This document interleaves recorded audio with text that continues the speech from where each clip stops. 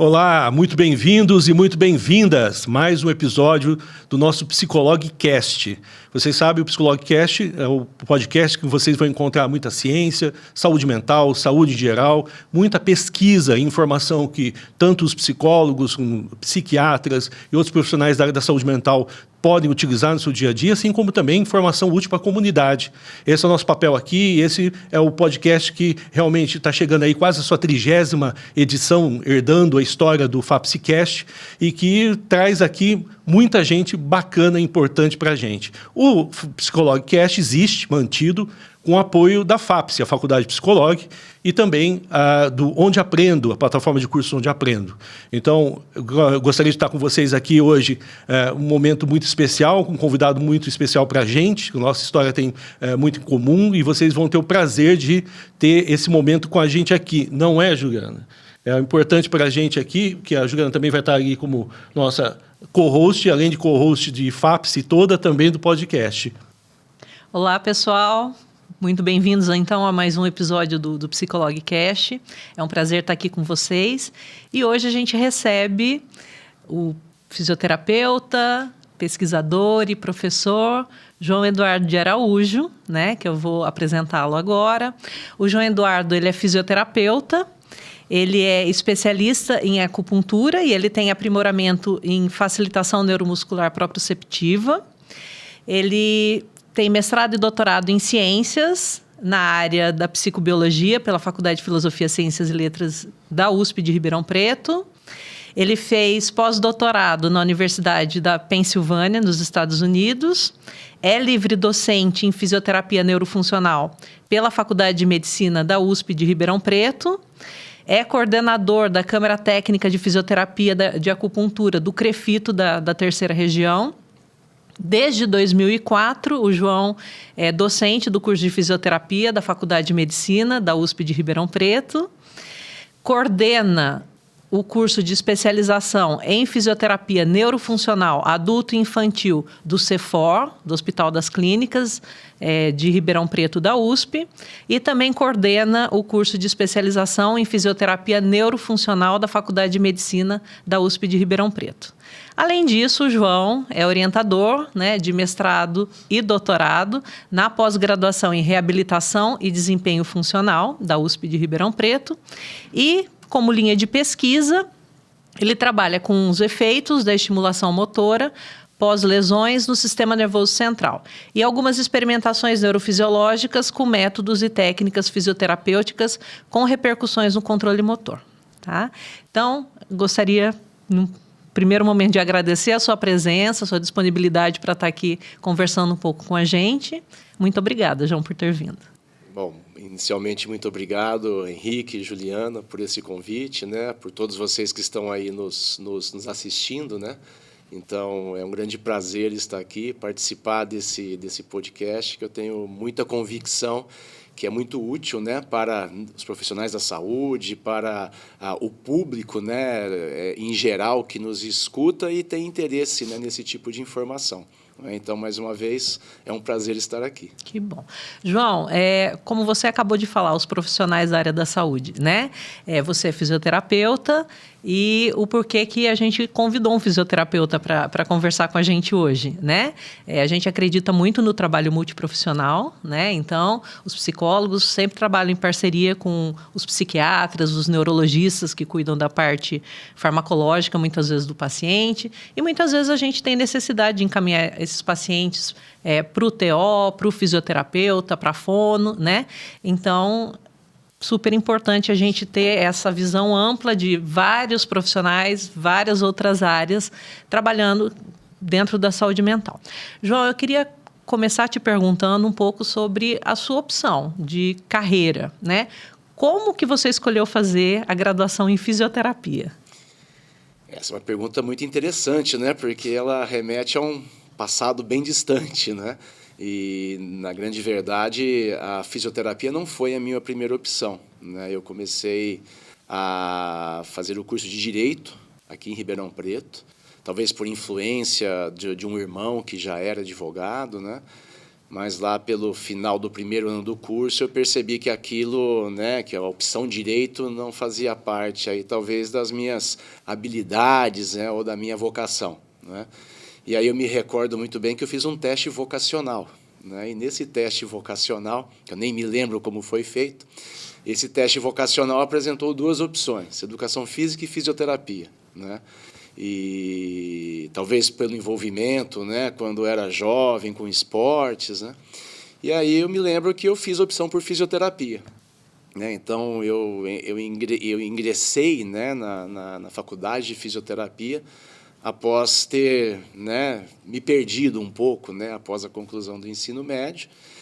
Mas, quando eu iniciei o curso, eu percebi que, de fato, talvez aquilo fosse a minha vocação, porque eu tinha muita facilidade, né? Muita facilidade com as disciplinas, né? E muita familiaridade. A partir do momento que eu comecei a aprender as técnicas, né? Os recursos de fisioterapia, aquilo soava bastante natural para mim, né? Então, eu cheguei na fisioterapia em um momento em que a profissão praticamente não era conhecida, né? Praticamente quem chegava para a fisioterapia, né, chegava para fazer esportiva, ortopedia, né? E eu também cheguei com essa ideia, né? Vou trabalhar com atletas, com esporte, né?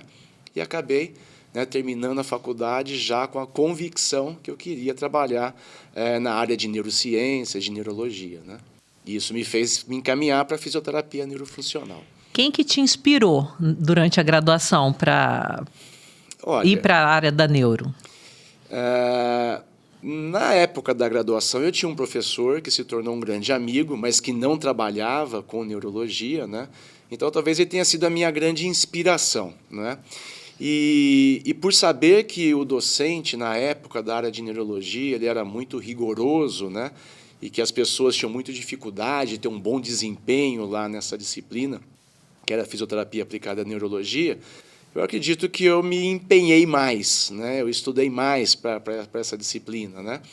Mas que também começou a soar algo como muito natural, né? Veja que nessa época, na faculdade, eu não fiz uma disciplina optativa que era neurofisiologia, né? Eu não fiz neuroanatomia, essas eram disciplinas optativas e no começo do curso, e eu não fiz essas disciplinas.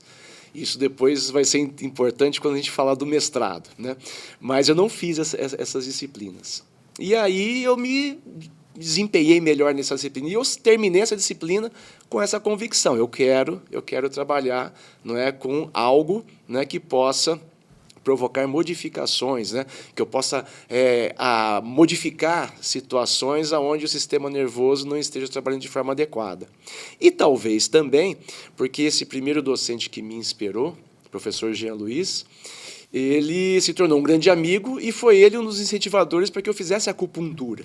Nós, inclusive, fizemos um curso de acupuntura juntos. E você ter um bom entendimento do funcionamento do sistema nervoso central também é fundamental para que você possa ter uma boa compreensão da acupuntura.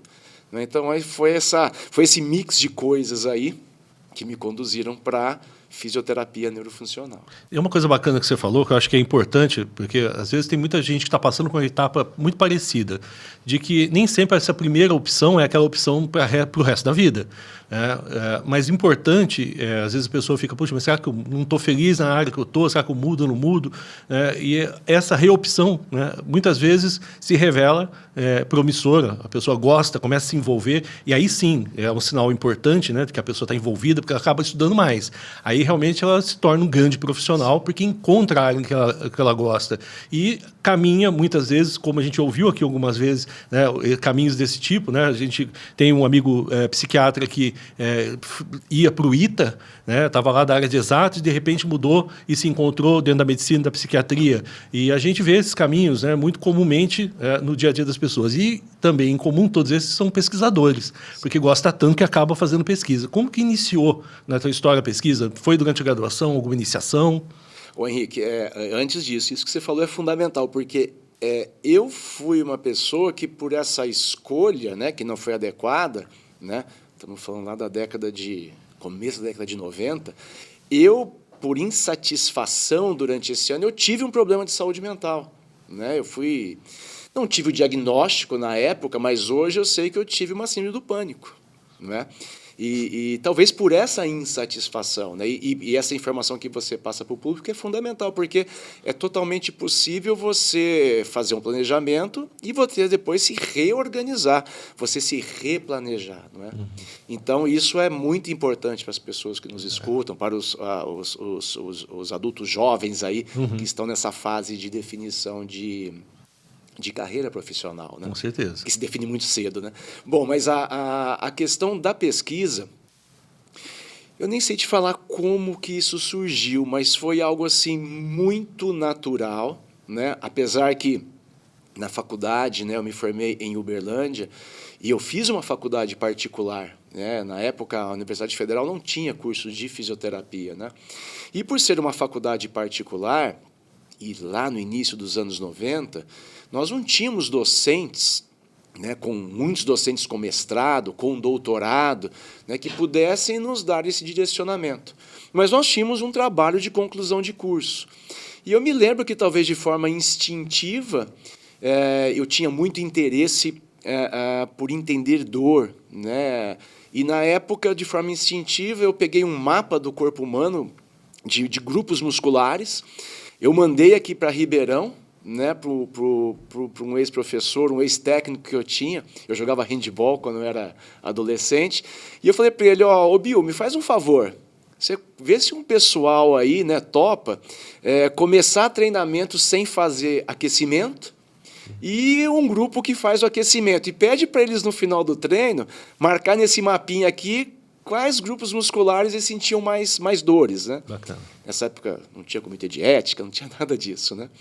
E eu lembro que eu fiz, então, um trabalho, né, de forma instintiva, comparando, né, os efeitos do aquecimento muscular na percepção de dor, né? Não dei esse nome bonito na época, de atletas de uma equipe esportiva aqui de Ribeirão Preto.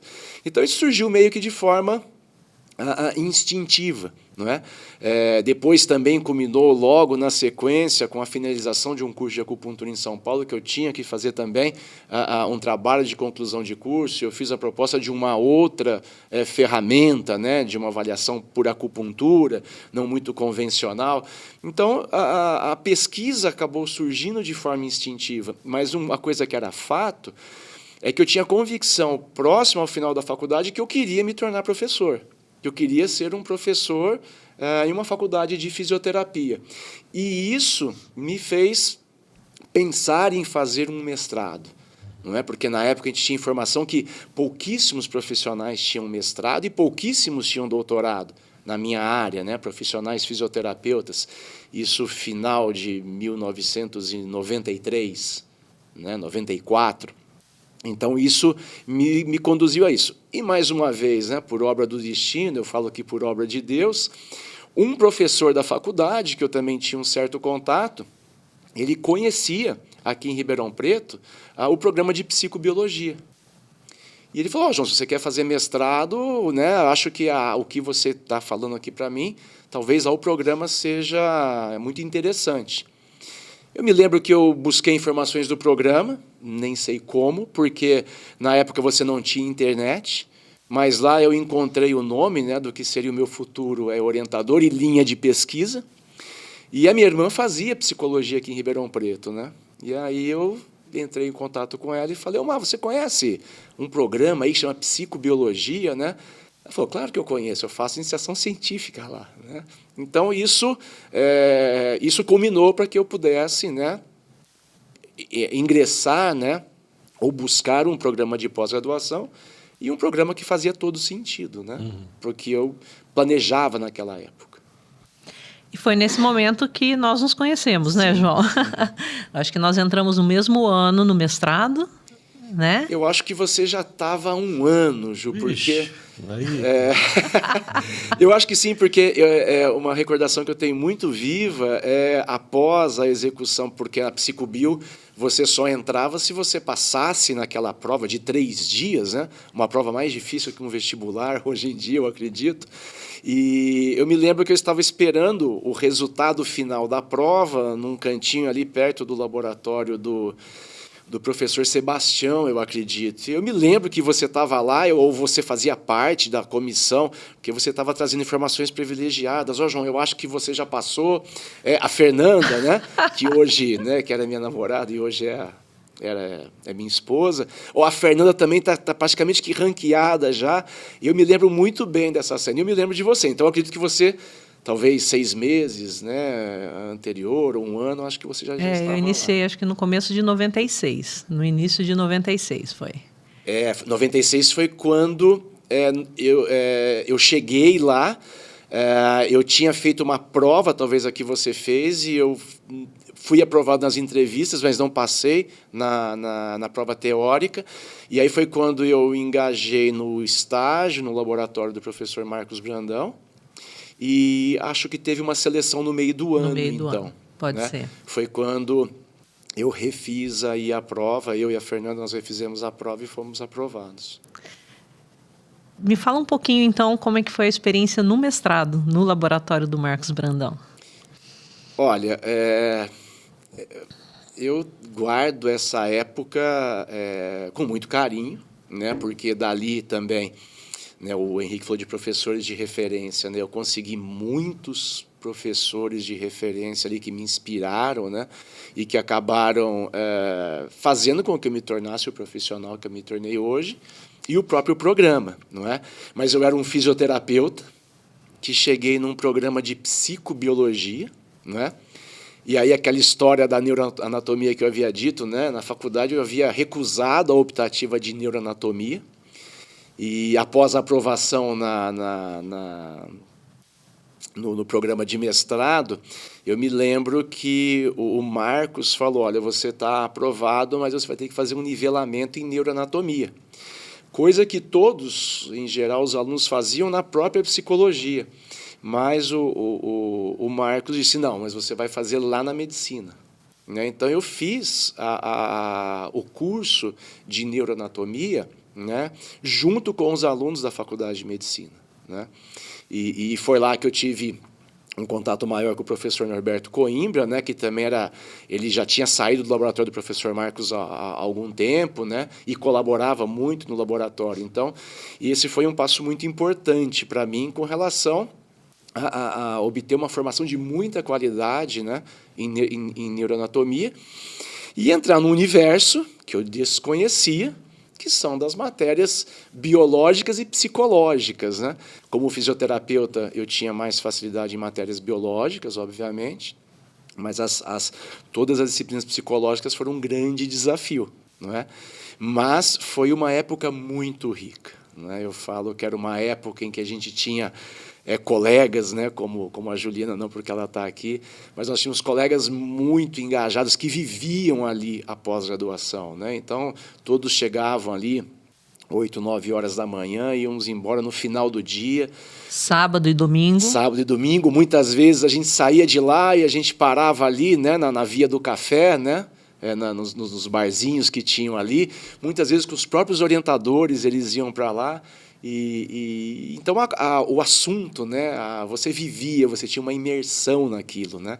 Então, assim, a psicobiologia foi, para mim, uma experiência muito importante, né? E um programa no laboratório do professor Marcos Brandão, onde eu aprendi a fazer de tudo, né? Nós não tínhamos técnicos, então, eu fiz as minhas, tanto a minha dissertação quanto a minha tese com experimentação animal, então eu tinha que limpar a gaiola do animal, alimentar o animal, fazer a experimentação, fazer a histologia, nós fazíamos tudo. E né? Isso é o que ensina mais do que nunca. Exatamente, Henrique. Então, assim, isso é o que constituiu uma base, né? Eu falo, quem conseguiu passar ou passa por programas dessa maneira, você tem muita chance de se tornar um bom pesquisador, porque você domina todo o processo, né? E quando a pessoa domina processos fragmentados é muito ruim, né? O que deram os seus dados? Eu preciso mandar por um estatístico, né? Mas, meu Deus, você precisa saber fazer a sua estatística, né? Não existia estatístico na época, nós éramos obrigados, né, a fazer, inteligência a correr artificial as não tinha que fazer. Nós não tínhamos. Era um mundo diferente, né? Era um mundo que você se dedicava mais, né? Eu me lembro que para você submeter um paper, né, para uma revista, você tinha que imprimir, né, esse material. Os gráficos eram impressos em papel brilhante e era colocado no correio para ir para as revistas, né? Então, e aí você tinha aquela expectativa da devolutiva que vinha também por carta, por correspondência, né? Estamos falando em 1996, né? A gente tinha uma internet com linha de escada. Nós não tínhamos o mundo que nós temos hoje, né? Mas que talvez nos obrigasse a nos dedicar mais, né? Talvez nos esforçar mais, né? Eu acho que é muito importante fazer um parênteses, né? Que talvez muita gente que está assistindo esse podcast não tenha uma clara noção do que é que vocês estão falando. E aí eu falo de vocês porque eu acho que você, Juliana, Fernanda, tiveram uma oportunidade assim que talvez nunca mais exista na história de estar naquele momento na USP com um grupo de profissionais. Quando a gente fala Marcos Lira Brandão aqui, para quem está em casa, é aquele cara do livro mesmo, sim, que você estudou tudo. Psicofisiologia do Marcos Lira Brandão. Então, é um conjunto de pesquisadores que fez parte da história de vocês, vocês fizeram parte da história deles, que as pessoas talvez não tenham nem noção do impacto, do tamanho, o que é essa USP nessa época, com até o Pessotti voltando da Itália. É uma coisa incrível que, obviamente, formou vocês. Professor Greff, que formou vocês, como agora, né, estão lá, você que está na USP hoje, como uma nova geração que representa muito bem esse grupo, mas que o pessoal que está começando, né, com essas comodidades todas vai ter que ralar muito para entender o que é que aconteceu naquele período brilhante da USP, que vocês fizeram parte, né? Sim, Henrique, você falou uma coisa também muito importante, né? Hoje nós temos a inteligência artificial e ninguém pode virar as costas para isso, não é? Mas a inteligência artificial, ela vem deixando as coisas muito fáceis, né?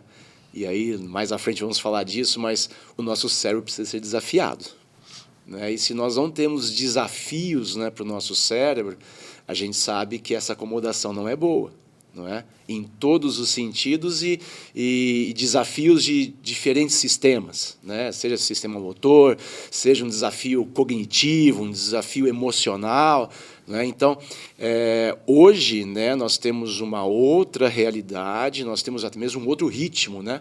Eu brinco que quando as pessoas falam assim, chegou o computador, acelerou os processos. Chegou a internet, acelerou os processos. Chegou a inteligência artificial, acelerou de novo os processos. E nós temos que embarcar nisso. A inteligência artificial hoje está dentro da faculdade. Os alunos todos, os laboratórios, né, tem várias páginas de navegadores abertos e vai ter uma página de um chat GPT, de um Bing, de qualquer outra inteligência artificial que seja, né? Mas entender esse processo é importante, como você disse, né? E o desafio hoje é nós pegarmos as coisas que nos desafiaram no passado, não é? Trazer toda essa inspiração, né? Toda essa condução que nós recebemos e fazer isso funcionar muito bem em um mundo onde as coisas estão mais fáceis, não é? Não sei se a Juliana se lembra, né? Quando a gente tinha que fazer uma revisão bibliográfica, a gente ia para um computador offline, né? Que tinha lá um software que era realimentado a cada 3, 4, 5 meses, não sei.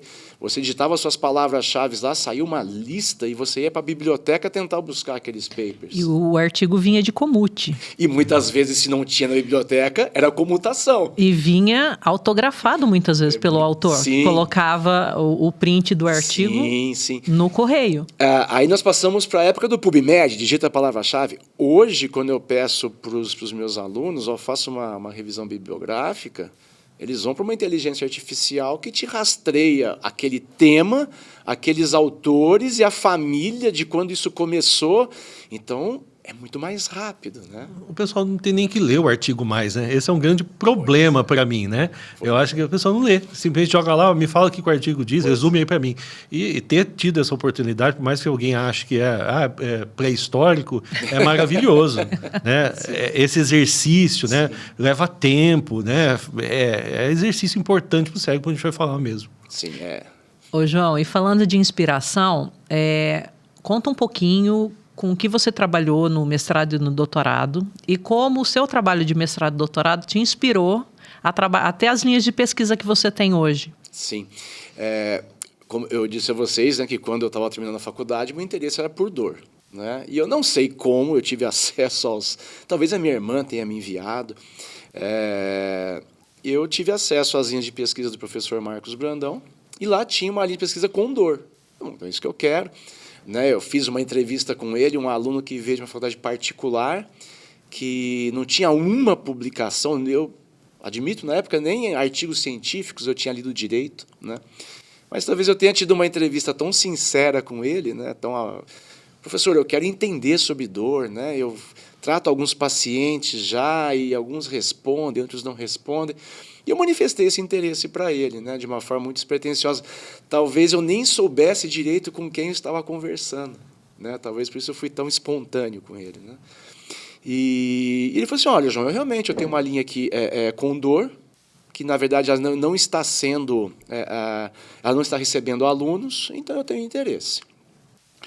E eu cheguei, então, para fazer esse trabalho Condor, e existia um professor, que eu não me lembro o nome, que deveria ter vindo para Ribeirão Preto, né, para fazer algum tipo de intercâmbio, e seria o professor que me daria acesso, então, a um trabalho Condor.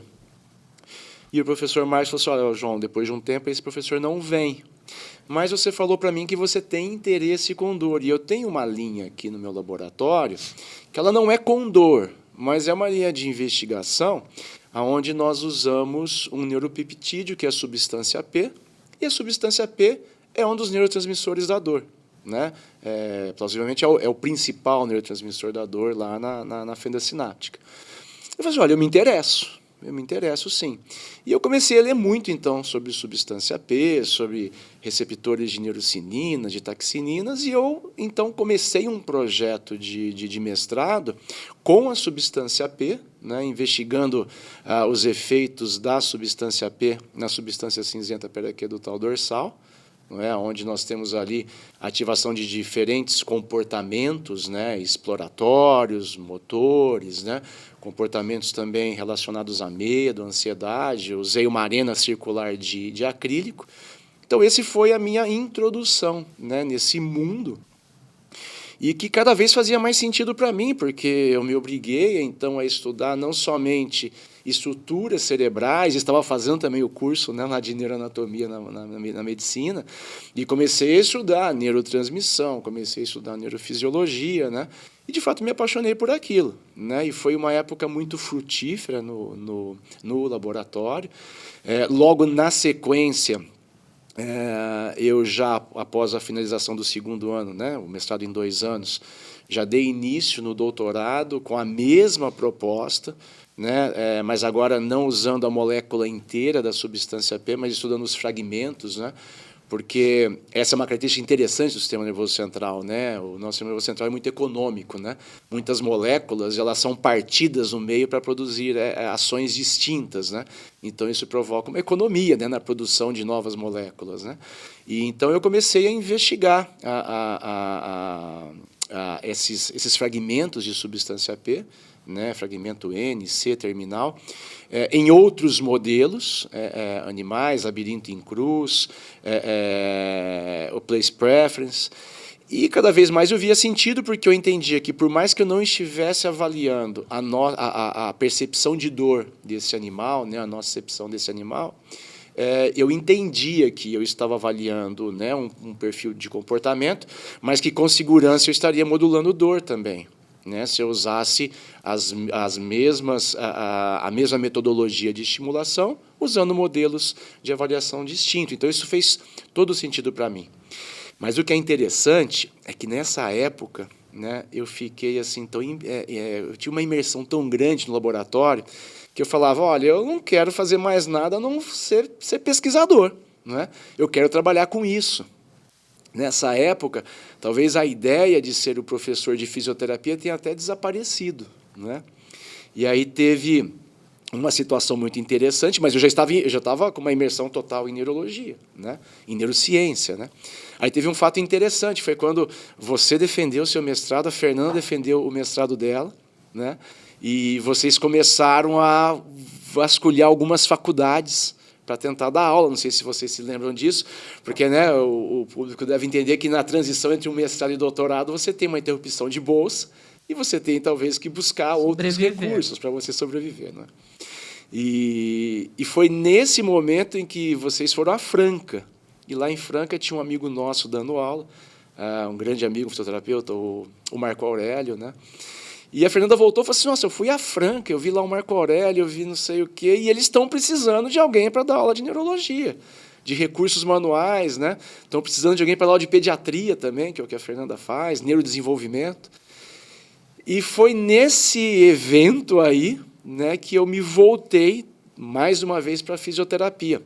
Eu já dava aulas de acupuntura também, mas eu me voltei novamente a considerar seriamente, né, me tornar um professor aí que queria trabalhar com fisioterapia neurofuncional. Então, foi esse evento que me modificou. Eu lembro que o Marcos não gostou muito disso na época, né? Ele falou, não, João, mas não, você não pode, eu não aceito isso aqui no meu laboratório. Eu falei, professor, mas surgiu uma grande oportunidade profissional. E, na época, eu tive que decidir entre fazer um pós-doc na Alemanha, com o professor Houston, ou aceitar um emprego numa universidade, né? E eu optei pelo emprego na universidade. Eu lembro que o professor Marcos não gostou disso. Então, eu vou te confessar uma coisa que eu acho que se nós influenciamos você a ir para Franca, quando você finalmente e a Fernanda foram trabalhar em Franca, eu abri mão de um doutorado sanduíche dos Estados Unidos para começar a dar aula na Universidade Federal de São Carlos.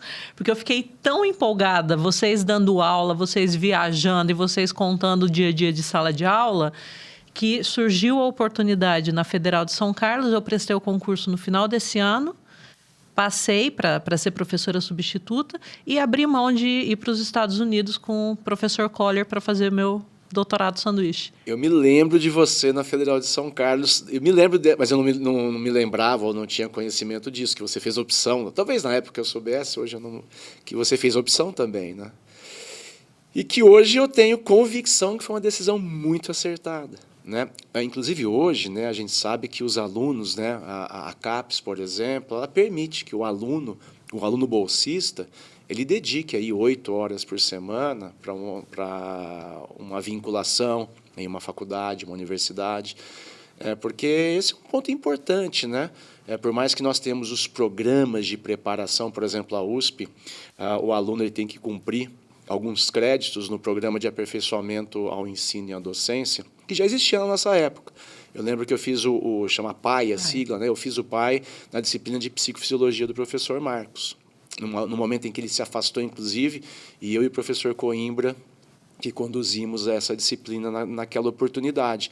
Mas, por mais que você tenha essas experiências em sala de aula, é completamente diferente do que você assumir uma disciplina, né, e você conduzi-la até o fim, né? Então, esse evento aí me levou para a fisioterapia, né? E para mim fazia todo sentido a fisioterapia neurofuncional, porque eu conseguia linkar muito bem o que eu estava estudando, me aprofundando, não é? No entendimento de como o sistema nervoso ele funcionava. Não somente as áreas motoras, muitas vezes o fisioterapeuta, né, ele fica muito atento somente às áreas, né, de controle óbvio de motricidade, mas todas essas estruturas subtelencefálicas que controlam o nosso comportamento, né?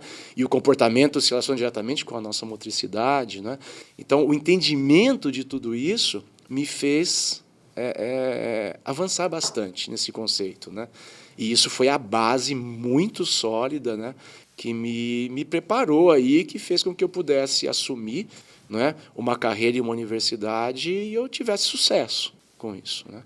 Então, para mim, né, a Psicobio, o mestrado e o doutorado, eles fizeram toda a diferença na minha carreira. Toda. E aí, quando eu fui preparar a sua apresentação, fiquei chocada com a data de 2004, ou seja, já faz 20 anos que você prestou o concurso e que virou docente do curso de fisioterapia na Faculdade de Medicina de Ribeirão Preto. Pois é. Como é que foi esse concurso?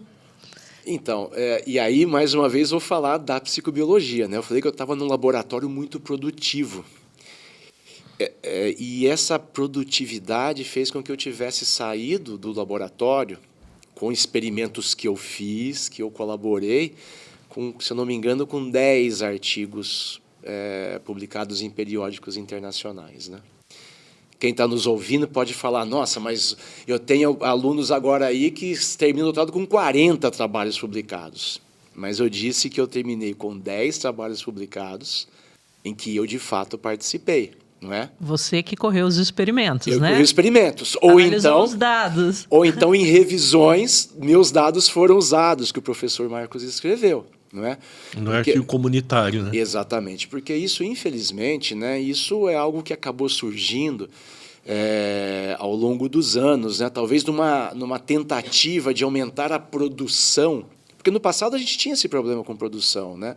Se eu pego a produção dos profissionais, dos fisioterapeutas, né, com mestrado e doutorado, as produções não eram tão altas, né? Então existia esse incentivo, né, a própria CAPES, né, esse incentivo para que você produzisse muito, né?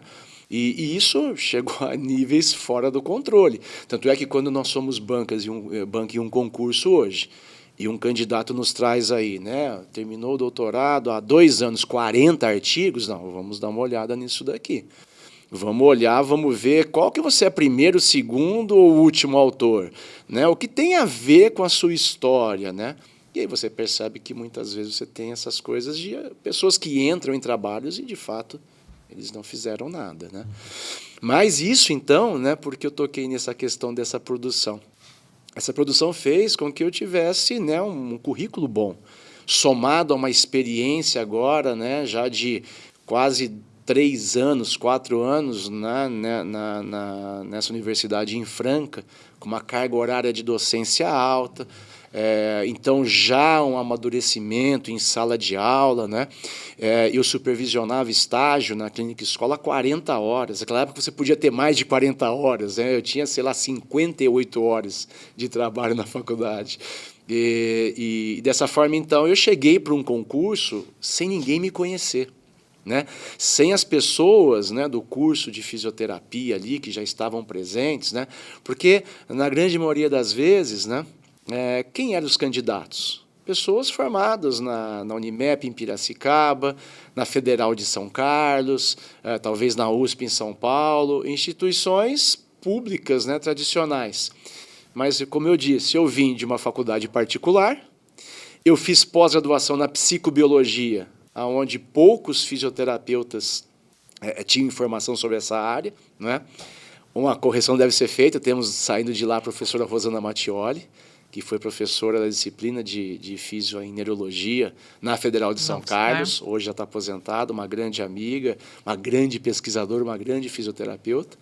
Mas eu cheguei sem ninguém me conhecer e com um currículo excelente para a época, né?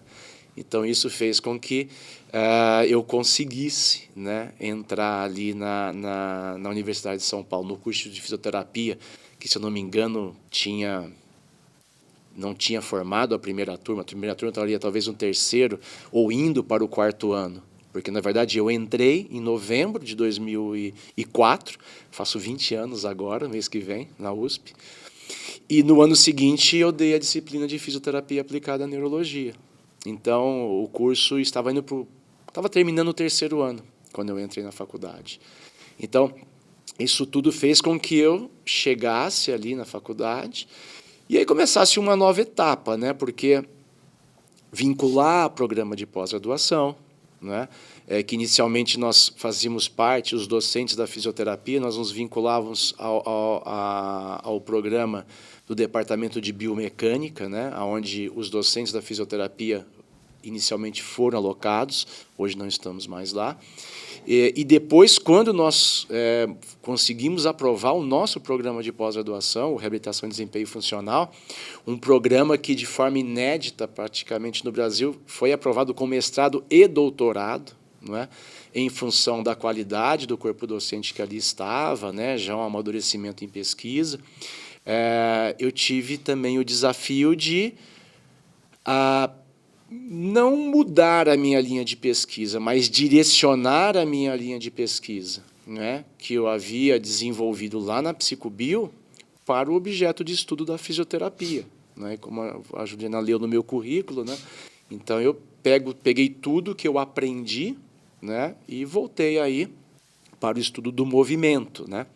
Mas o meu laboratório, né, ele, assim que eu entrei, você constitui um laboratório, ele se chama Neuropsicobiologia e Comportamento Motor, né, que é esse DNA, né, que eu trouxe ali. E aí eu peguei tudo isso e redirecionei para novas áreas de investigação, né? Ô Enzo, João, eu queria conversar um pouquinho, então, sobre essa linha de pesquisa de estimulação motora em pacientes com acidente vascular encefálico, doenças neurodegenerativas. Sim. O que é que você tem aí de pesquisa nessa área? Então, Juliana, quando eu comecei, eu vinha da Psicobio, então eu montei tanto um laboratório de investigação animal, quanto um laboratório de investigação clínica, né? E eu tive o cuidado, né, isso faz parte da nossa formação lá da Psicobio, de realmente me ater a uma linha de pesquisa. Isso é muito importante, né? Isso facilitou muito na minha livre docência, onde você precisa defender uma nova tese, né?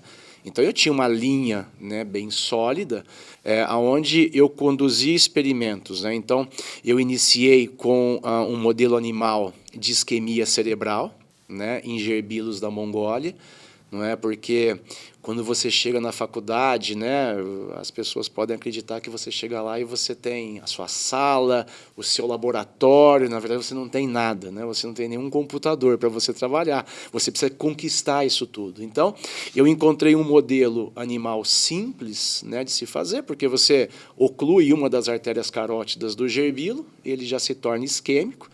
Existem algumas variações, oclusão uni ou bilateral, o tempo de oclusão, né? Para vocês terem uma ideia, se você fizer isso com um Whistler, né, ele sai da anestesia e não aconteceu nada com ele, né? Então, eu busquei uma espécie animal, né? Nós fomos ao Butantan, a Fernanda foi comigo, nós trouxemos as matrizes para cá. O professor Coimbra já tinha matrizes de gerbilos também no laboratório dele. E inicialmente ele me acolheu no laboratório com estrutura, né? E aí então eu comecei a investigar, né, os efeitos de uma isquemia cerebral, né, simulando um modelo de acidente vascular encefálico isquêmico, enquanto eu também investigava ferramentas fisioterapêuticas, né, que pudessem melhorar o desempenho motor de pacientes com AVC. Então eu conduzi por muito tempo esse laboratório, e conduzo até hoje, aonde eu conseguia, então, fazer experimentação animal e testar o que a gente estava vendo ali com os pacientes. E o meu foco de trabalho foi investigar uma coisa que é muito importante, né? Porque, assim, por que o paciente vai para a fisioterapia e ele faz fisioterapia 2 vezes por semana? Por que ele faz 3 vezes por semana? Por que ele faz 1 vez por semana? Né? Porque esse é o modelo que nós temos no Brasil. E que talvez para muitas especialidades isso funcione. Mas, quando a gente observa um paciente que teve um AVC nos Estados Unidos, né, esse paciente vai para um hospital de reabilitação, fica internado lá no mínimo por 14 dias, recebendo reabilitação fisioterapêutica e multiprofissional, né, com psicólogo, com o profissional de educação física, com o terapeuta ocupacional, 8 horas por dia, durante 14 dias. Né? Agora, se você tem um modelo que tem uma reabilitação tão intensiva, né, e aqui eu me proponho a reabilitar meu paciente atendendo ele 2 vezes por semana por 50 minutos, né, será que isso funciona? Né? A gente sabe que muitas vezes você não consegue uma boa reabilitação do seu paciente. Então, eu investiguei exatamente isso. No meu laboratório experimental, eu usava um modelo de exercício forçado em esteira, e eu testei em diferentes experimentos, diferentes trabalhos de mestrado, de doutorado, dos alunos que me procuraram na época, frequência, né? Qual o impacto após uma isquemia de você fazer o exercício 5 vezes por semana, 3 vezes por semana, 2 vezes por semana? Antes disso, né, nós tivemos o trabalho da Fernanda, o trabalho de doutorado. Ela foi orientada pela doutora Carolina, né, eu já estava na USP e ela conduziu o experimento dela no laboratório do professor Coimbra, onde nós testamos uma coisa muito importante, né? Quando é seguro começar a estimulação motora forçada? né? Eu vou começar daqui uma semana, um dia, né? Obviamente que para ratos a gente transforma isso em horas, né? 12 horas, 24 horas, 72 horas. Então, enquanto no meu laboratório de experimentação animal a gente estava testando isso, eu estava usando ferramentas que produziam um tratamento mais intensivo do paciente, que você usava, por exemplo, uma técnica de constrição de movimento, né? Pegava o braço bom lá do paciente, amarrava junto ao corpo, para que ele pudesse usar o membro parético.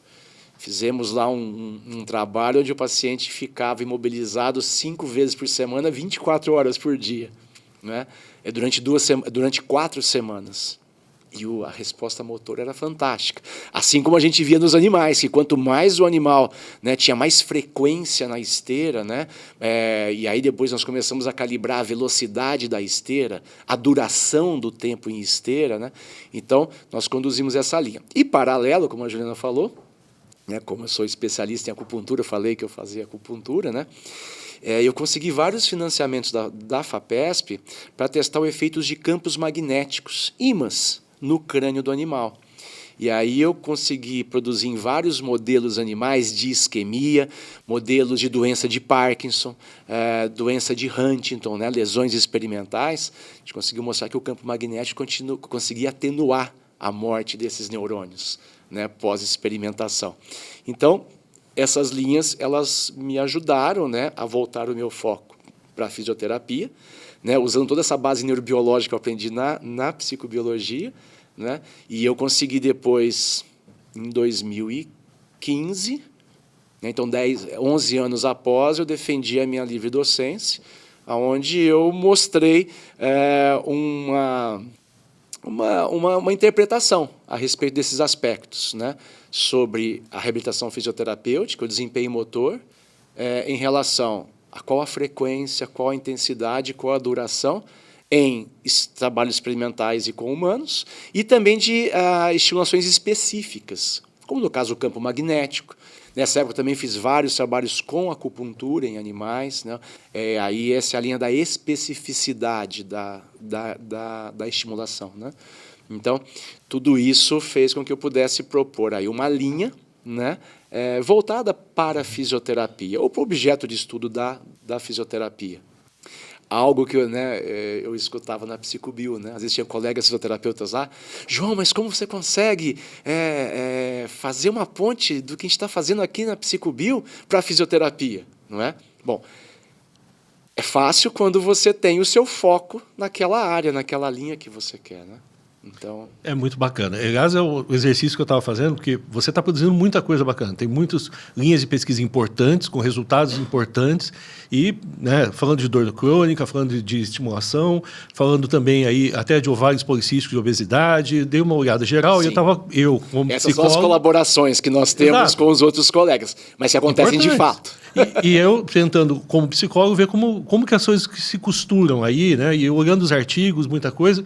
E no final das contas, uma coisa em comum eu comecei a perceber, que talvez a gente possa pensar que o psicólogo pode ter um papel importante, porque quando falava lá de questões, por exemplo, de neuroplasticidade, quando a gente falava questões de humor rebaixado, em geral, muitos artigos tinham, né, um dado relevante ali, que era uma correlação de uma proteína que né, acho que para muita gente talvez desconhecido, porque não é da área, mas é o fator neurotrófico, né, derivado do cérebro, sim, BDNF, e aí isso está muito relacionado lá, né, a geração dele lá no hipocampo, a estimulação de aprendizagem, e aí eu falei, poxa, temos aí uma coisa importante para a neuroplasticidade, que afeta o que a gente vai trabalhar na psicologia cognitivo, e que tem estudos muito bacanas sobre a estimulação do BDNF a partir de atividade física, aeróbica, sim, não é? Sim. Como é que é?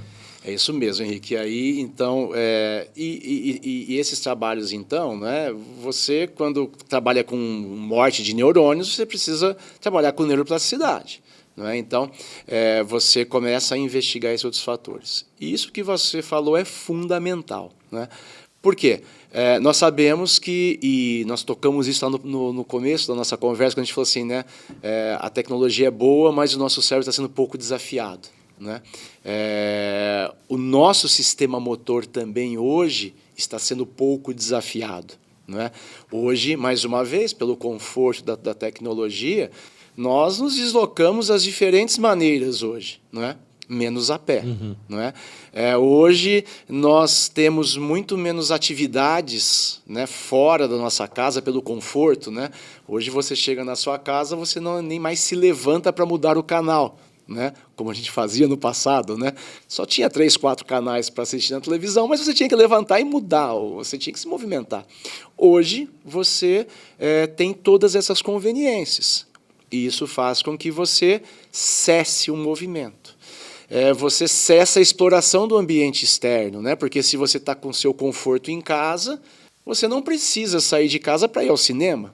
Você não precisa, talvez você faça uma videochamada e converse com a pessoa que você gostaria de conversar, né? Então, você perdeu essas oportunidades, né? E você falou do BDNF, que é uma neurotrofina que vários experimentos já mostraram que ela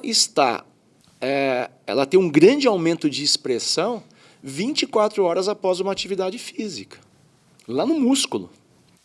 E nós sabemos que, enquanto nós temos, né, fluxos anterógrados, né, se eu imagino de um nervo periférico, que inerva a minha placa motora, né, enquanto eu tenho um fluxo anterógrado, né, que se direciona a placa motora ao músculo, né, eu tenho que lembrar que eu tenho um fluxo retrógrado, que vai captar essa neurotrofina lá na placa motora e vai fazer com que essa neurotrofina chegue lá no núcleo do neurônio. E que, por sua vez, em cadeia, vai chegar até o cérebro. E qual é o papel da neurotrofina? Manter os nossos neurônios saudáveis, né? As neurotrofinas foram fundamentais durante o nosso desenvolvimento, durante o nosso nascimento, primeiro, né, para maturar os nossos neurônios, para fazer com que o sistema nervoso periférico crescesse. Mas é a disponibilidade da neurotrofina que vai manter esses neurônios viáveis, que vai manter, né, como você falou no hipocampo, células do hipocampo viáveis. Vários trabalhos já mostraram também que, se você analisa a quantidade de novos neurônios no hipocampo, né, agora nós estamos falando de neurogênese num cérebro adulto, né, e ela existe no hipocampo, né? Existe um cálculo aproximado que são 700 novos neurônios hipocampais a cada dia. Isso quer dizer que, se você já passou dos 50 anos, você não tem mais nenhum neurônio hipocampal que você tinha quando você nasceu, né? Mas, para que isso possa ocorrer de forma favorável, você precisa de alimento, você precisa da neurotrofina, e que está chegando até o seu cérebro através do seu movimento, através da sua produção lá nas placas motoras, lá nas fibras musculares, não é? Tem trabalhos com ratos corredores e ratos sedentários, né? Você coloca uma roda de atividade na gaiolinha, o rato é corredor, né? O rato fica na caixinha standard, ele é sedentário. Quando você olha lá no giro denteado do hipocampo, onde você tem lá as células ciliares, né? Você vê a expressão de novos neurônios. Quando você compara, não é, a lâmina dos dois animais, você vê uma quantidade muito maior de novos neurônios no hipocampo dos ratos que se movimentam do que dos ratos que não se movimentam, né? E o hipocampo, a gente sabe que é uma região muito importante, né, para a nossa memória, deslocamento espacial, humor, emoções. Faz parte do sistema límbico. E faz parte do sistema límbico, né? E aí a gente tem facilidade para falar. Eu, sendo um fisioterapeuta, eu tenho facilidade de falar com isso também, porque, mais uma vez, isso fez parte da minha formação. Mas hoje a informação é acessível a todos, né? Mas então isso é fundamental, né? Nós temos que entender que nós precisamos manter os nossos neurônios com o devido alimento, né?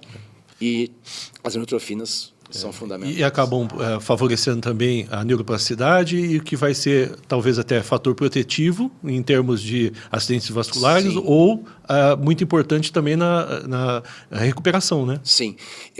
Eu tenho um trabalho publicado onde nós fizemos esse modelo de isquemia, né? E no roedor, a regeneração de neurônios acontece de forma muito rápida, né? E eu queria testar, então, um modelo crônico de estimulação, porque eu comecei a perceber o seguinte: olha, nos modelos agudos de lesão, os ratos que se exercitavam todos os dias, eles tinham maior preservação de neurônios após a isquemia do que os ratos que não se exercitavam e dos ratos que iam para a esteira dia sim, dia não. Eu falei, bom, agora eu preciso de um modelo animal para que eu possa testar uma estimulação mais crônica, por mais semanas, né? E o hipocampo, né, nesse modelo experimental, quando a gente faz a lesão isquêmica, os neurônios do hipocampo vão ter uma morte atrasada. Né? Então, eles não morrem logo no início do processo isquêmico. Então, como eles vão ter uma morte atrasada, a gente vai ter uma recuperação mais atrasada também. Né? Então, isso permitia eu colocar os ratos na esteira por muito mais tempo, sem ter o problema daquela recuperação natural que o roedor ia ter. E a gente percebeu o quê? Que os roedores que tinham o trabalho lá em esteira, eles tinham maior preservação de neurônios no hipocampo. E nós testávamos a memória desses roedores na caixa de choque, no Chatterbox. Né? Então, você coloca o ratinho lá na gaiolinha clara, e ele vai querer passar rapidamente para a parte escura. Só que ele parte para a parte escura e ele toma um choque. Você volta ele lá, e algumas sessões de condicionamento, o animal tem uma latência muito grande para ele ir lá para a parte escura, porque ele sabe que ele vai levar o choque. O animal isquêmico, ele perde essa capacidade de aprendizado. Então, você coloca ele na parte clara, ele vai lá levar choque. E ele não consegue aprender. Então, ele tem uma latência muito baixa para passar para aquela parte onde ele vai levar o choque. Os nossos animais que estavam correndo em esteira, eles tinham uma latência alta, ou iam desenvolvendo uma latência alta a cada 5 dias de avaliação, não é? Porque eles conseguiam aprender que, olha lá, eu vou levar o choque. Né? E eles conseguiam aprender por quê? Porque a gente conseguia manter neurônios no hipocampo graças à atividade física.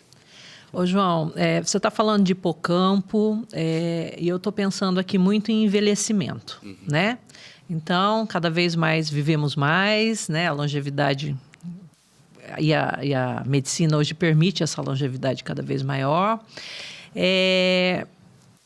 Nós temos com o envelhecimento um problema, uma dificuldade aí na circulação sanguínea. A gente sabe que uma das estruturas mais afetadas acaba sendo o hipocampo, né? Então, qual é que é a importância da atividade física, dessa estimulação motora, né, para uma pessoa que chega aí numa idade mais avançada, mesmo como um mecanismo protetivo para o sistema nervoso? Existe alguma especificidade também, né? Tem um tipo específico de atividade, né? Sim. Então, de fato, né, com o envelhecimento, a neurogênese diminui. Ela vai se manter por toda a vida. Mas você vai ter taxas bem mais baixas de neurogênese do que em um indivíduo jovem. E diferentes outros fatores produzem impacto nessa neurogênese. Né? Hoje existem muitos trabalhos de neurogênese hipocampal com depressão. Não é? Então, sabe-se que o indivíduo com depressão ele tem uma menor neurogênese no hipocampo. Você prescreve um antidepressivo para esse indivíduo, você aumenta a neurogênese do hipocampo, enquanto você também melhora o humor dele. Né? E muitos antidepressivos precisam de um tempo para funcionar, por quê? É o tempo necessário para você produzir novos neurônios viáveis no hipocampo. Aí você tira o antidepressivo, diminui a neurogênese. Você bloqueia a neurogênese de outra maneira medicamentosa e mantém o antidepressivo perde efeito. Né? Então, nós temos diferentes fatores que vão interferir com essa neurogênese no hipocampo, né? De forma positiva ou de forma negativa. A gente pode controlar a nossa neurogênese. Né? Isso foi mostrado em trabalhos, né, do grupo da Sandrine Touré, com animais e também com pacientes, né, com pacientes humanos. E sim, o exercício ele é uma ferramenta, não é, como nós dissemos, pela produção de BDNF, não é, que vai facilitar essa neurogênese do hipocampo. Os nossos trabalhos experimentais, eles mostraram que isso fica bom quando você se exercita todos os dias. Não é? Então, os animais que iam para a esteira todos os dias, nesse experimento crônico que eu disse para vocês, eram os animais que tinham maior preservação de neurônios no hipocampo, quando eu comparava com os animais que iam para a esteira dia sim, dia não. não é? Hoje nós sabemos que existem alguns consensos, né, que o mínimo necessário seriam 150 minutos de atividade física, né, para nós aqui, sujeitos humanos saudáveis, né? O mínimo seria 150 minutos, o mínimo, né, por semana, para você ter esse efeito neuroprotetor e facilitador de neurogênese. Mas muitas outras coisas interferem. Não é? Por exemplo, o estresse. O estresse ele interfere de forma negativa com a neurogênese. A privação de sono, ela interfere de forma negativa com a neurogênese, né? Até mesmo os alimentos, o que a gente come, né? E tem uma coisa interessante, né? Nós que viemos aí da Psicobio, né? Nós gostamos muito desse modelo de explicação evolutiva, né? Dos nossos comportamentos e do nosso cérebro, né? Uma coisa que aumenta a neurogênese no hipocampo é a restrição calórica. A restrição calórica, ela aumenta a neurogênese no hipocampo. Né? E aí eu fico me perguntando, mas por quê? Né? Por que durante a evolução isso aconteceu? Por que quando se detecta, né, que você tem restrição de alimentos, por que você aumenta os seus neurônios no hipocampo? Né? Muito provavelmente porque o hipocampo está envolvido com localização espacial, memória. Né? Você precisa ter essas funções todas aprimoradas para saber onde você encontrou, né, o seu alimento da última vez, onde você encontrou a sua presa da última vez. Né? Então, restrição calórica aumenta a neurogênese no hipocampo. Uma dieta hipercalórica diminui a neurogênese no hipocampo. Né? Então, nós temos aí diferentes fatores. Né? O fisioterapeuta, obviamente, nós não somos nutricionistas, né? Mas como você falou, né, no começo, a gente tem que trabalhar em equipe multiprofissional. Você tem que ter ali o psicólogo do seu lado, você tem que ter o nutricionista, o profissional de educação física, o médico, né, o fisioterapeuta. Né, e isso é muito importante. Por quê? Porque todas as informações que a gente tem a respeito da neurogênese, a gente está falando aqui do hipocampo, né, algo que talvez tenha muita, inclusive, relevância para a saúde mental, mas a neurogênese ela pode, né, modular, e a manutenção de neurônios pode melhorar o desempenho motor em diferentes doenças. Né? Mas é fundamental você manter a motricidade do seu paciente. Nós aqui, sujeitos saudáveis, temos que nos manter ativos. Mas manter a motricidade do paciente é fundamental. Né? Olha, quando a gente pega algumas estatísticas, vamos pegar uma doença, né, o acidente vascular encefálico, né, ou o acidente vascular cerebral, né, como o público, né, em geral identifica essa doença. Você tem aí de 20% a 50% de pacientes que têm AVC que vão ter problemas de depressão. Quando a gente pega pacientes com a doença de Parkinson, uma doença neurodegenerativa, você tem de 30% a 50% de pacientes com depressão. E não só pelo diagnóstico da depressão. Se eu sair dessas duas doenças lá do encéfalo, vamos lá para a medula. Né? Porque, obviamente, quando você está com um paciente com Parkinson, você tem degeneração de substância negra que produz dopamina, que tem a ver com o humor, diminuição de serotonina, tem a ver com o humor pela degeneração desses núcleos, né? O núcleo Magen-Darraf. Mas vamos lá para a medula.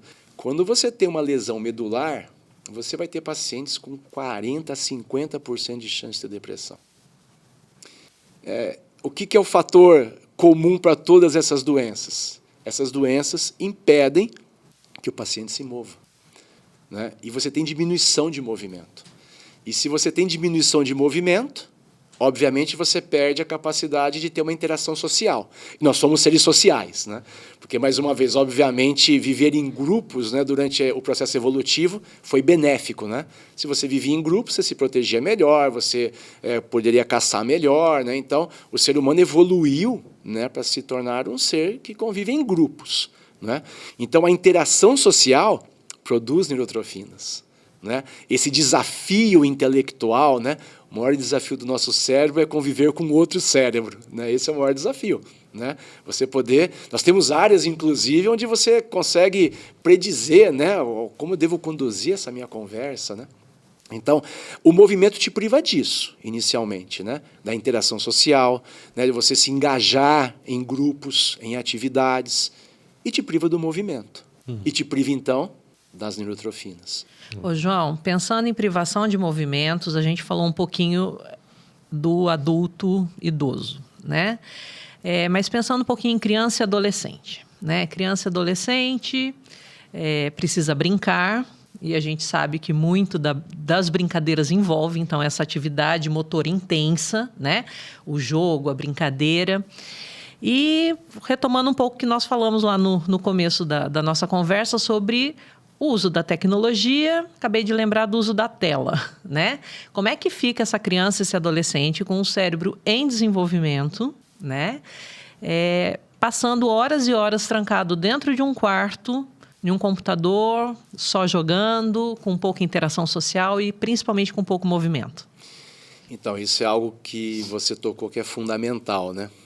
E a gente está falando das neurotrofinas. Se você pega doenças como, por exemplo, não doenças neurológicas, mas um paciente que tem obesidade, baixa de neurotrofina, porque tem baixo movimento, muito provavelmente. Paciente com depressão, baixa de neurotrofina, né? E como você falou, né, Juliana?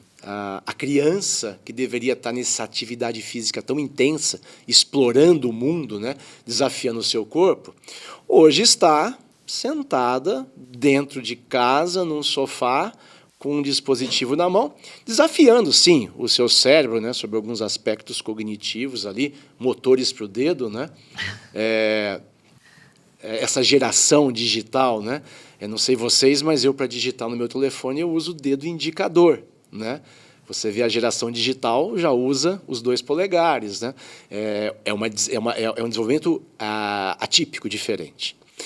Mas isso traz grandes impactos. Recentemente foi publicado um trabalho feito ali na USP em São Paulo, mostrando que quanto menos experiências esportivas uma criança tem nesse momento de desenvolvimento, maior é a chance dela ser um adulto sedentário e obeso, né? E como falamos lá, obesidade, vários trabalhos já mostraram redução de neurotrofinas. Então, má alimentação do cérebro, má alimentação do hipocampo. Falamos do hipocampo com relação à depressão. Então, esses indivíduos têm tendência a terem problemas mentais, não é? A terem transtornos mentais, emocionais. Não é? Então, esse momento é um momento em que nós deveríamos estar incentivando as crianças a desafiarem o sistema motor, né? A se desafiarem para que nós pudéssemos ter esse bom desenvolvimento, né? Até os 14 anos de idade, né, nós temos mais neurônios e capacidades de conexões entre os neurônios do que em qualquer outra idade. Né? Nós temos a redução de 50% da capacidade que os nossos neurônios têm de se conectar a outros neurônios após o final da adolescência. É como esse meu exemplo, né, que eu falava em sala de aula, hoje não funciona mais, mas na nossa época, né, o computador tinha um núcleo só de processamento. Né? Então eu falava assim, olha, até os 14 anos você tinha um processador dual core, né? Aí ele volta para um núcleo só, né? Isso não faz sentido hoje, porque são dezenas de núcleos que nós temos nos processadores. Mas é isso, essa idade, ela é fundamental para que você possa ter uma boa seleção de neurônios, boas conexões sinápticas, para que você possa ter uma boa saúde mental, como um adulto, né? E nesse momento, nós temos uma grande privação do movimento. É muito importante isso que a gente está falando, e acho que uma coisa que em comum, acabei, até quem viu outro episódio com o professor Vitor Tumas, eu acabei falando exatamente isso, porque há várias áreas que estão avançando demais, né, aprofundando muito, com novas tecnologias e trazendo cada vez mais descobertas importantíssimas para a gente, todas acabam apontando para cuidados muito básicos com a saúde, com a alimentação, com o movimento. E é nesse sentido que os psicólogos também têm um papel importante nessa hora de olhar para esses aspectos, não com a curiosidade, é porque é muito importante para a saúde mental daquele indivíduo que está ali na frente em terapia. Então, a gente vê mais uma vez aqui que conhecer tudo que a pesquisa está trazendo para a gente orienta o nosso trabalho no sentido de fazer com que o trabalho de psicoeducação, que o paciente entenda qual é a função da gente falar sobre atividade física. Por que vamos falar da alimentação orientação dele, eu não sou nutricionista, mas eu posso indicar que ele vá ao nutricionista, porque isso é importante, que ele procure um fisioterapeuta para cuidar da saúde dele. Então, isso é muito bacana e mostra quando a pesquisa está avançando e trazendo, né, verdades novas que são antigas na nossa cultura. E pensando nessa pesquisa, você talvez saiba que a gente está abrindo nosso grupo de pesquisa, que é a semente do futuro mestrado, que em breve está por aí, e a gente tem com um grupo já de profissionais, doutores que estão se envolvendo com isso, são pesquisadores novos, e eu queria que você deixasse um recado para eles, o que você indicaria que eles, uma inspiração do que fazer e o que não fazer como pesquisador nesse novo grupo de pesquisa. Quando a gente constitui um novo grupo de pesquisa, isso é um grande desafio, né? Uma coisa assim, que a gente aprendeu, né, ao longo dos anos, que em grupo você vai mais longe, né? Então, hoje, isso é fundamental. Obviamente que todo mundo, né, quando chega, né, em uma proposta como essa, olha, a minha linha de pesquisa é essa, a minha linha de pesquisa é essa, mas as linhas de pesquisa, elas precisam ser convergentes. Não é? Porque quando você tem linhas convergentes, você tem melhor aproveitamento de recursos. Não é? Hoje é muito difícil você conseguir recurso para pesquisa, financiamento para pesquisa, né? Por exemplo, lá no nosso programa, nós temos vários equipamentos, né? E na USP inteira, na Faculdade de Medicina inteira, nós temos vários equipamentos que são multiusuários, né? Que estão disponíveis a todos. Não é? Porque você teve a reunião de um grupo de pessoas que conseguiu trazer aquele equipamento para a instituição. E, a partir daí, não faz sentido você ficar duplicando equipamentos, né? Gastando recursos de forma desnecessária. Então, quando a gente constitui um grupo de pesquisa, né, que tem um objetivo comum, né, que trabalha, na verdade, como grupo, né, por mais que cada um tenha a sua especificidade de investigação, nós temos aí, com segurança, um desenvolvimento muito saudável das linhas e do próprio programa, né? Porque um programa de mestrado, ele precisa, no final, apresentar o produto, que é o produto do programa de mestrado, né? E, hoje em dia, esse também é um ponto muito importante, né? Se no passado se valorizava 100% as publicações científicas, não que não se valorize isso mais, mas no próximo quadriênio já não vai existir mais o Qualis, né? Aquela história da revista 1, a 2, a 3, isso vai cair por terra, né? Inclusive o volume, né? Nós falamos que no passado a loucura era produzir volume. Hoje se quer qualidade na sua publicação.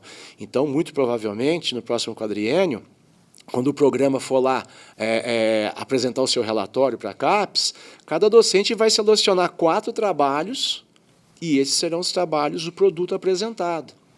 E vai ter que explicar o porquê que isso é bom, né? Mas hoje se valoriza demais o quê? Você transmitir essa informação para o público, né? Então, hoje em dia, se valoriza demais aquele docente que vai e leva, né, junto com o seu aluno, ou que seu aluno vai para um congresso e divulgue o que está sendo feito ali, seja através de apresentações orais ou de painéis, né? O programa Stricto Sensu, mais do que nunca, ele está se voltando para a comunidade, né? Porque o que é produzido nesses programas precisam chegar para a comunidade, né? Espaços como esses, né, que vocês proporcionam também são fantásticos, porque é uma forma de você devolver ao público, né?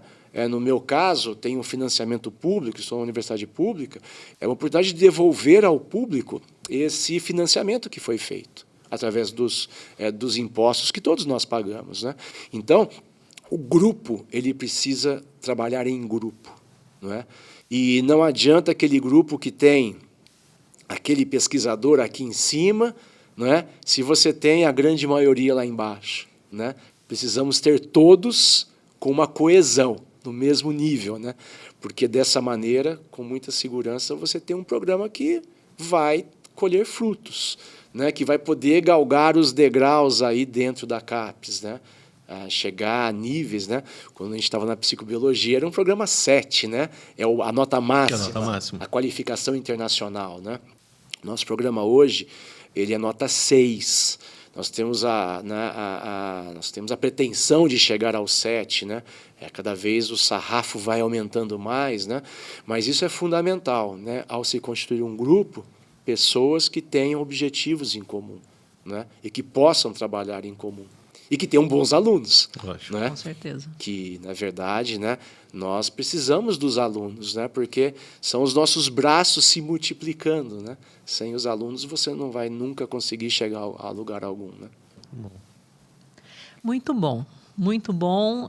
Eu já vou me despedir fazendo um convite para uma parte 2, porque Eu queria falar, mas não acabou. Não acabou. Eu tinha aqui tanta dúvida. Não falamos de modelos animais, não falamos de acupuntura. Como assim a gente não falou de acupuntura? Eu Não é queria falar possível. de práticas complementares, mas então nós vamos ter que fazer uma Podemos parte voltar. 2 dessa Podemos conversa. fazer uma parte 2 sobre sobre as práticas integrativas e complementares. Isso. Né? Porque nas práticas integrativas e complementares, nós temos todas as profissões trabalhando em comum. Né? Sim. Pelo mesmo objetivo. Quando a gente fala, né, olha, se você for pegar a quantidade de trabalhos publicados, né, com práticas complementares, há 2 semanas eu tenho uma disciplina de psicomotricidade e eu encerro a disciplina com uma aula prática de relaxamento. Porque você, na psicomotricidade, você está mostrando para os alunos como o nosso cérebro, na verdade, ele é enganado pelo meio ambiente. Né? As nossas percepções, as percepções visuais. Né? E eu finalizo com essa aula de relaxamento para mostrar, olha, como nós vamos enganar o cérebro de vocês com a indução do relaxamento e como eu vou mostrar para vocês que vai diminuir a frequência cardíaca, a pressão arterial, né, a percepção do estresse. Né? Mas antes de entrar numa sala de aula, quase sempre eu vou lá e faço a minha revisão. Né? E eu, semana passada, né, retrasada, eu dei essa aula, falei assim, olha, nós temos hoje 47 mil trabalhos publicados com relaxamento, mostrando a eficácia para controle de dor crônica, obviamente questões de saúde mental, aumento de resposta imune. Então, nós temos uma área de convergência, porque é uma área que todos os profissionais atuam. Né? Porque é uma área multiprofissional. Né? Pronto, está dado o teaser e o compromisso agora está gravado, é público, nós vamos ter que fazer o outro. Perfeito. Muito obrigado, João. Disponibilizar seu tempo foi muito importante para todo mundo que está acompanhando. Muito obrigado mesmo, um enorme prazer ter você e a Fernanda, que não apareceu, mas está com a gente aqui, que pode aparecer no próximo para conversar junto também. Ótimo, seria ótimo. E mais uma vez, eu agradeço muito esse convite, né? Vocês são pessoas muito queridas para nós aqui, para mim, para a Fernanda. E obrigado por essa oportunidade, né? De poder, né, mostrar o que a gente faz e o que a gente gosta. Né? Isso realmente, a gente fica muito feliz quando pode fazer isso. Foi muito bom, valeu. Obrigado. Valeu, pessoal. Então, lembrem-se, se inscrevam no canal, dá o seu like lá para que esse conteúdo continue chegando para mais pessoas.